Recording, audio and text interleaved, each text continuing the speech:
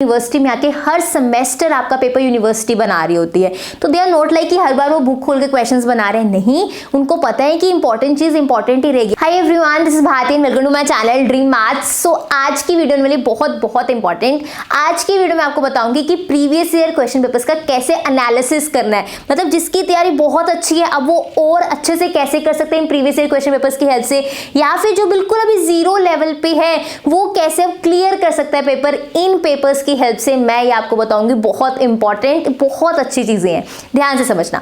Number 1, पहले आपके पास previous year question papers होने चाहिए, तभी आप उससे इंपॉर्टेंट क्वेश्चंस या फिर उसका एनालिसिस कर पाओगे। आपको प्रीवियस ईयर क्वेश्चन पेपर मिलेंगे कहां से? नंबर 1, या तो आप जिस कॉलेज में हो वहां पे लाइब्रेरी पे उनके पास रिकॉर्ड होता है, वहां से ले सकते हो। नंबर 2, जो भी आपके कॉलेज के पास बुक शॉप होगी वहां पे जाके आपको आराम से प्रीवियस ईयर क्वेश्चन पेपर्स मिल जाएंगे। कोई ना कोई पब्लिकेशन जरूर होता है जो आपकी यूनिवर्सिटी के प्रीवियस ईयर क्वेश्चन पेपर लाता है। आपने ये नहीं बोलना कि मुझे इस कॉलेज के चाहिए प्रीवियस ईयर क्वेश्चन पेपर, आपने बोलना है कि मुझे आप जिस यूनिवर्सिटी से हो ना उस यूनिवर्सिटी के प्रीवियस ईयर क्वेश्चन पेपर आपने लेने हैं। फॉर एग्जांपल आप केयू के हो, एमडीयू के हो या फिर किसी भी यूनिवर्सिटी से हो, आपको मुझे एमडीयू के प्रीवियस ईयर क्वेश्चन पेपर्स चाहिए, वो आपको यूनिवर्सिटी वाइज आपको जो भी बीकॉम बीबीए बीसीए कर रहे हो उसके अकॉर्डिंग आपको पेपर्स, ये एक बुकलेट मिल जाएगी जिसमें पिछले साल के पेपर्स होंगे, या फिर अपने सीनियर से फ्रेंड से एक बार आपको लेकिन सर्च तो करने ही पड़ेंगे, बहुत इंपॉर्टेंट है पीवाईक्यूज। इसके बिना एग्जाम्स में मतलब आपको एक बार शॉर्ट लिस्ट हो जाता है कि हाँ ये क्वेश्चंस इंपॉर्टेंट है, इसके साथ आप एग्जाम्स अच्छे से दे पाओगे। इसके बिना एग्जाम में आपको कुछ ऐसे सब कुछ इंपॉर्टेंट लग रहा होगा, आपको समझ नहीं आ रहा होगा क्या अच्छे से पढ़ूं क्या नहीं, लेकिन पीवाईक्यू से बस एक लिस्ट तैयार हो जाती है कि नहीं ये टॉपिक्स तो मुझे पक्का करने ही है, इनको छोड़ना नहीं है, तो इसलिए पीवाईक्यूज इंपॉर्टेंट है।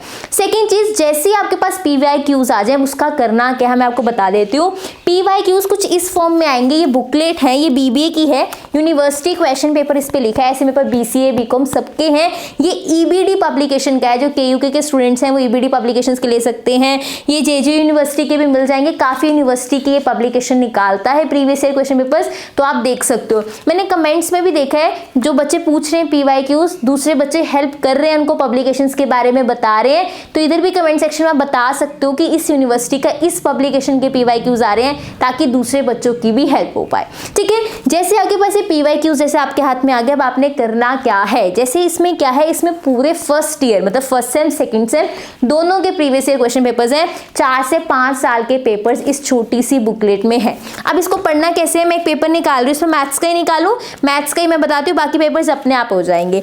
बिजनेस मैथमेटिक्स का पेपर आया मेरे पास, तो सबसे पहली चीज आप प्रीवियस ईयर क्वेश्चन पेपर देखोगे, आप सबसे पहले ये ध्यान दो कि उस पेपर का पैटर्न कैसा है। पैटर्न इन द सेंस कि उसमें आपको 8 में से 5 क्वेश्चन सेलेक्ट करने हैं, कंपल्सरी क्वेश्चंस कितने मार्क्स के हैं, यूनिट वाइज पेपर आ रहा है कि नहीं, आपको हर पेपर का पैटर्न पता होना चाहिए कि इस पेपर में कितने क्वेश्चन आने हैं और मुझे उसमें से कितने करने हैं, वो आपको इंस्ट्रक्शंस में ऊपर मिल जाएगा। जैसे यहाँ पे बीबीए में क्वेश्चन नंबर 1 कंपल्सरी है, बाकी सब में से आपने कोई 5 क्वेश्चन सेलेक्ट करने हैं, यहाँ पे इंस्ट्रक्शंस पे लिखा है। तो आपके बहुत इंपॉर्टेंट मतलब चीज ये है कि आपको पहले पैटर्न अपना क्लियर होना चाहिए, वो इंस्ट्रक्शंस पढ़ के पहले ही आ जाएगा। ये नहीं जिस दिन पेपर देने जा रहे हो वहां पे इंस्ट्रक्शंस पढ़ रहे हो, यहाँ पे तो 4 में से 3 क्वेश्चन करने, इंस्ट्रक्शंस वहां नहीं पढ़ने, आपने घर से ही उसी अकॉर्डिंग तैयारी करनी है कि इस यूनिट में सिलेक्शन है, मुझे 8 में से 5 क्वेश्चन करने हैं, मैं इतने चैप्टर्स अच्छे से कर सकता हूँ। मेरी बात ध्यान से सुनो, आप 10 चैप्टर्स कर रहे हो लेकिन आपको एक भी चैप्टर अच्छे से नहीं आता, कोई फायदा नहीं। आप 10 में से 5 या 7 चैप्टर कर रहे हो, 3 छोड़ दिए, लेकिन वो 5 से 7 चैप्टर अगर आपने अच्छे से कर लिए उसका फायदा है। तो ये 5 से 7 चैप्टर सेलेक्ट करने, माइंड से करने हैं, वो आपको पीवाईक्यूज हेल्प करेंगे। ठीक है, फिर आपने कोई भी पेपर उठा लिया, मैंने जैसे मैथ्स का उठा लिया, मुझे पता लग गया क्वेश्चन नंबर 1 कंपल्सरी है। अब ध्यान से सुनो, जितने भी शॉर्ट क्वेश्चंस होते हैं 2 मार्कर्स 1 मार्कर, ये बहुत लिमिटेड होते हैं, लिमिटेड इन द सेंस इतने ज्यादा नहीं होते। आपने 4 पेपर्स मान लो आपने देखे कि 4 पेपर्स में कंपल्सरी क्वेश्चंस आ रखे हैं, आप क्या करो, मान लो एक पेपर में 6 कंपल्सरी क्वेश्चंस है, टोटल कितने हो गए 24 कंपल्सरी क्वेश्चंस हो गए। आप ये 24 कंपल्सरी क्वेश्चंस को सॉल्व करके रख लो, चाहे आपके पास थ्योरी का सब्जेक्ट है तो आप थ्योरी के उनके आंसर्स लिख के एक पेज पे रख लो, आपके पास मैथ्स स्टैट्स का सब्जेक्ट है उनको सॉल्व करके रख लो। कोई डेफिनेशंस है वो डेफिनेशंस रिपीट होती रहती है, कंपल्सरी क्वेश्चन हर बार रिपीट होते हैं, 2016 वाला 20 में आ रहा है, 19 वाला 21 में आ रहा है, इसलिए अगर 24 ये कंपल्सरी क्वेश्चंस के आप नोट्स बना के अलग से रख लो विद सोल्यूशन, ये तो एग्जाम में आपको अच्छे से करके जाना ही है। और जब आप 24 क्वेश्चंस लिख रहे होगे आपको ये चीज रियलाइज होगी सच में कंपल्सरी क्वेश्चंस रिपीट हो रहे हैं, जो 16 में आ रखा है वो 18 में आ रहा है, 18 वाला 20 में आ रहा है। ऐसे होता है कॉलेज में, क्वेश्चंस रिपीट होते हैं, फॉर्म अलग अलग होते हैं। इस बार डेफिनेशन पूछ लेंगे किसी चीज की, अगली बार उसके कैरेक्टरिस्टिक्स पूछ लेंगे। वो टॉपिक आपने पूरा अच्छे से तैयार करना है। अगर उस क्वेश्चन उस टॉपिक में से अगर एक बार क्वेश्चन पूछ लिया, वो पूरा टॉपिक आपने अच्छे से तैयार करना है। फॉर एग्जाम्पल आप स्टैट्स की डेफिनेशन और स्टैट्स के फीचर्स पूछे हुए हैं, तो आप जब क्वेश्चन प्रिपेयर कर रहे होगे स्टैट्स के डेफिनेशन, फीचर्स, कैरेक्टरिस्टिक्स, लिमिटेशन सब अच्छे से पढ़ लेना। इस टॉपिक में से तो पक्का क्वेश्चन आना ही आना है। एक भी उसमें से पॉइंट अगर पेपर में आया हुआ है, आपने पूरा क्वेश्चन अच्छे से रेडी करना है। इसी टॉपिक से दोबारा भी क्वेश्चन आ सकता है, वो टॉपिक अपने आप में इंपॉर्टेंट बन जाता है अगर उसमें से एक बार भी क्वेश्चन पूछा गया। ठीक है, अब दूसरी चीज, जैसे मान लो यहाँ पे फर्स्ट क्वेश्चन सेट थ्योरी का डाला हुआ है, सेट थ्योरी से क्वेश्चन आया हुआ है, तो मुझे पता लग गया कि सेट थ्योरी से किस टाइप के क्वेश्चन आ रहे हैं, प्रूफ वाले आ रहे हैं या मैट्रिक्स से यहाँ पे इनवर्स का क्वेश्चन आ रखा है। तो मैं क्या करूंगी, यहाँ पे मुझे क्वेश्चन मिल गया इनवर्स का, मैं अपनी बुक में जाके इंपॉर्टेंट मार्क कर लूंगी इनवर्स वाली एक्सरसाइज को, लिख दूंगी 2019 में यहाँ से क्वेश्चन आया हुआ है। मैं वो इनवर्स वाला मेथड अच्छे से करके जाऊंगी, इनवर्स वाले क्वेश्चंस की ज्यादा प्रैक्टिस करके जाऊंगी, क्योंकि मुझे पता लग गया इनवर्स वाला क्वेश्चन एक बार पेपर में आया हुआ है। जो भी चीज एक बार भी अगर पेपर में आई हुई है तो वो मेरे लिए इंपॉर्टेंट है, वो टॉपिक मुझे छोड़ के नहीं जाना। सेकेंड चीज, थ्योरी के पेपर अगर आप एनालिसिस कर रहे हो, जैसे मान लो मैंने क्वेश्चन देखा, यहाँ पे लिखा हुआ है discuss the working and functioning of FICCI, ठीक है, यहाँ पे ये लिखा हुआ है। तो मैं अपनी बुक में जाके क्या करूंगी, पता नहीं कौन सा पेपर है, मेरे यहीं साइड पे था, मैंने देख लिया पेपर किसका है, बिजनेस ऑर्गेनाइजेशन का। यहाँ पे क्वेश्चन आया हुआ है वर्किंग एंड फंक्शनिंग का, तो मैं अपनी बुक में जाके जहां पे वर्किंग एंड इसकी फंक्शनिंग लिखी होगी वहां पे स्टार मार्क कर दूंगी और वहां पे लिख दूंगी कि ये क्वेश्चन 2019 या 20 में आया हुआ है। कि जब मैं वो चैप्टर पढ़ रही होंगी, स्टार्टिंग इंट्रोडक्शन से नहीं स्टार्ट करूंगी चैप्टर को, पहले वो चीजें पढ़ूंगी जो जिसपे स्टार लगा हुआ है, जिसपे मार्क लगा हुआ है, जो प्रीवियस ईयर क्वेश्चन पेपर में आ रखी है। एक बार पहले उस चैप्टर में से इंपॉर्टेंट चीजें पढ़ लूंगी, उसके बाद मैं बाकी चीजें एक बार रीड कर लूंगी, लेकिन जो पहले एक बार पेपर में आ रखा है उन चीजों को पहले पढ़ूंगी, ना कि इंट्रोडक्शन से वो चैप्टर पढ़ना स्टार्ट करूंगी। ये चीज क्लियर हो रही है? तो आप प्रीवियस ईयर क्वेश्चन पेपर से चीजें मार्क करना शुरू करोगे, अपनी बुक में भी मार्क करोगे 2019 में क्वेश्चन आया हुआ है, plus previous year question paper में मार्क करोगे इस क्वेश्चन के आगे कि ये आपके बुक में किस पेज नंबर पे भी क्वेश्चन दिया हुआ है। मान लो 77 पेज पे दिया हुआ है, तो मैं यहाँ पे मार्क कर दूंगी कि 77 पे ये क्वेश्चन है। ऐसे थ्योरी का सब्जेक्ट हो चाहे मैथ्स का सब्जेक्ट हो, हर एक क्वेश्चन अपनी बुक में भी मार्क कर रही होंगी कि ये क्वेश्चन पेपर में आया हुआ है, प्लस यहाँ पे क्वेश्चन पेपर में भी लिख रही होंगी, जैसे मैट्रिक्स का क्वेश्चन है कि ये मेरा क्वेश्चन इस पेज नंबर पे होगा बुक की, ताकि जब मैं जब मेरा मान लो कल पेपर है, आज मैं ये क्वेश्चन पेपर रिवाइज कर रही होंगी, यहाँ पेज नंबर देख के ये वाले क्वेश्चन स्पेशली अच्छे से रिवाइज कर लूंगी। तो आपने पेंसिल से मार्क करना है, ये नहीं मुझे याद रहेगा ये क्वेश्चन पेपर में आया हुआ, नहीं, आपने पेंसिल से चीजें मार्क करनी है। तो जैसे आपने ये वाला क्वेश्चन है, यहाँ पे भी लिख दो पेज नंबर दिस पे है बुक की, और बुक में भी मार्क कर दो ये क्वेश्चन 2019 या 20 में आया हुआ है। इस तरह हर चैप्टर में आपके पास 5 से 6 से 7 क्वेश्चन सिलेक्टेड मिल जाएंगे।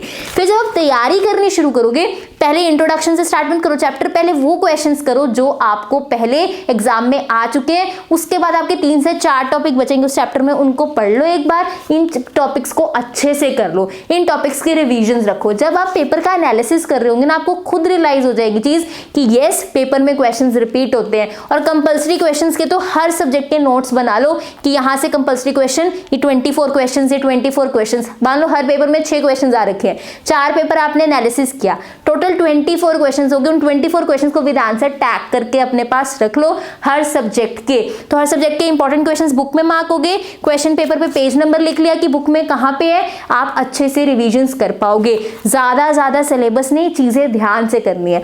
अब जिनका यूनिट वाइज आता है पेपर बी से स्टूडेंट्स का, ध्यान से सुनो, यूनिट में अगर 3 चैप्टर्स हैं, जब आप अपना पेपर एनालिसिस कर रहे होगे आपको ये चीज रियलाइज हो जाएगी कि ये सिर्फ ये 2 चैप्टर्स करके भी मेरा ये यूनिट अटेम्प्ट हो रहा है, इसमें 3 चैप्टर्स करने की जरूरत नहीं है। वो 2 चैप्टर जो आप सिलेक्ट करोगे, 3 में से एक तो छोड़ रहे हो, वो जो 2 चैप्टर्स आप सिलेक्ट करोगे उन 2 चैप्टर्स को आपने बहुत अच्छे से कर रहे हैं, उसमें कुछ नहीं छोड़ना, क्योंकि एक चैप्टर आप पूरा छोड़ के जा रहे हो उस यूनिट का, उन 2 चैप्टर्स में आपको रिस्क नहीं लेना, उसके सारे क्वेश्चन अच्छे से करने हैं।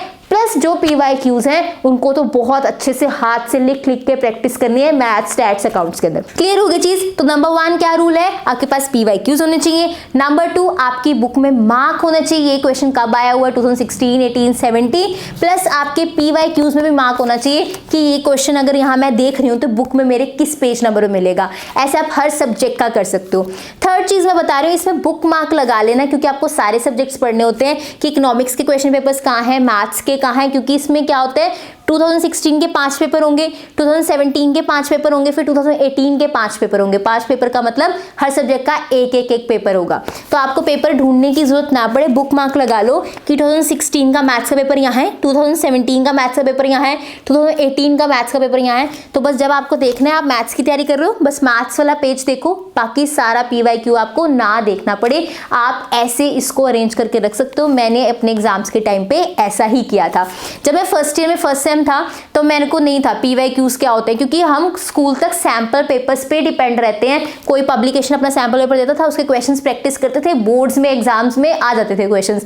लेकिन यूनिवर्सिटीज के अंदर हमें PYQs सेम के अकॉर्डिंग चाहिए होते हैं। तो स्कूल में तो सिर्फ बोर्ड्स एग्जाम्स के लिए हमें चाहिए होते सैंपल पेपर्स, बाकी क्लासेस हम इजिली निकाल देते थे। लेकिन कॉलेज में आके, यूनिवर्सिटी में आके हर सेमेस्टर आपका पेपर यूनिवर्सिटी बना रही होती है। तो दे आर नॉट लाइक कि हर बार वो बुक खोल के क्वेश्चंस बना रहे हैं, नहीं, उनको पता है कि इंपॉर्टेंट चीज इंपॉर्टेंट ही रहेगी। अगर करेक्टरिस्टिक किसी चीज के इंपॉर्टेंट है, चाहे 3 साल हो जाए, चाहे 4 साल, चाहे 5 साल, वो इंपॉर्टेंट ही रहेंगे करेक्टरिस्टिक, कोई भी बैच आता जाए। तो इंपॉर्टेंट चीज तो वो पेपर में पूछेंगे ही पूछेंगे, इसलिए क्वेश्चंस रिपीट होते हैं, क्योंकि वो इंपॉर्टेंट चीज थोड़े ना इग्नोर कर सकते हैं। ये थोड़ा ना कि आपका पेपर टफ बनाने के लिए इंपॉर्टेंट चीजों को साइड में रख के कुछ भी फालतू का पूछ रहे हैं, नहीं। दे आर लाइक इंपॉर्टेंट चीजें ही एग्जाम में पूछी जाए, जिनका आगे यूज है, अगले सेमेस्टर्स में यूज है, इसलिए क्वेश्चंस रिपीट होने लगते हैं। तो आपको प्रीवियस ईयर क्वेश्चन पेपर होने चाहिए आपके पास। स्कूल चल जाता था, ठीक है, एंड में आके ले रहे हैं हम प्रीवियस ईयर क्वेश्चन पेपर्स या सैंपल पेपर्स, लेकिन कॉलेज में जैसे ही आपके पास एग्जाम्स आ रहे हैं, आपको डेट मिल जाती है, प्रीवियस ईयर क्वेश्चन पेपर लेके मार्क करके पढ़ना स्टार्ट कर दो। फर्स्ट सेमेस्टर में स्टार्टिंग में मुझे भी नहीं पता था, लेकिन जैसे मैंने एंड में आके लिए थे, फिर सेकंड सेम से मुझे पता था नहीं, अब PYQs के बिना काम नहीं चलेगा। तब से मैंने अपने पूरे जितना मैंने स्टडीज किया है PYQs के साथ पढ़ के किया और बहुत अच्छा स्कोर किया है। मैं पूरा सिलेबस पहले तैयार कर लेती थी, उसके बाद PYQs को ज्यादा स्ट्रेस दे के चीजों को अच्छे से तैयार करती थी, बहुत अच्छे मार्क्स आते थे। आई होप अब आपको इसका एनालिसिस समझ आ चुका है, इसकी इंपॉर्टेंस समझ आ चुकी है। PYQs मिल जाएंगे, जिनको मिल चुके हैं प्लीज पब्लिकेशन मेंशन कर दो नीचे, आपको बाकी दूसरे फ्रेंड्स की भी हेल्प हो पाए। I hope you like this video. If you like this video, do like, share, comment and subscribe to my channel which is dream math.